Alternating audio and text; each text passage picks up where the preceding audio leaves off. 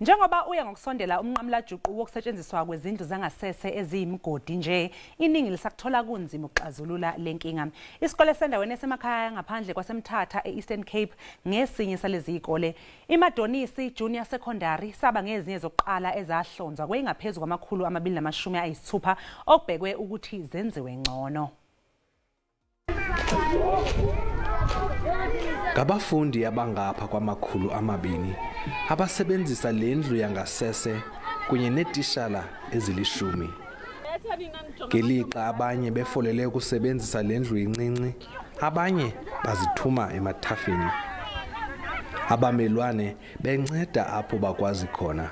Seminyaka emibini sisokola ngetoilet kuba abantu abamakhwenkwe bayasokolisa bayasijonga xa sichama nomisi bethu bachama kwezi toilet ngokunzima. Khole ba kubekho utshintsho mhlawumbi balungiselelwe ezizabo kulungiswe neziya zingenamacala. Abazali boyikisela ukhuseleko labafundi. Isiphatha kabuhlungu kakhulu lemeko yezitoilet zalapha eMadonisi. Ezitoilet zimke ngo2017. Kangokuba isiphatha kabuhlungu. Abanye abantwana bade batshone ngapha phansi kwesiporo. Ayisiphathi kakuhle ke lonto leyo kuba kubi kakhulu kaloku apha elizweni. Ibhunga elilawula isikolo lithi kudala lilinde kuqalwe ukwakhiwa izindlu zangasese ezisemgangathweni.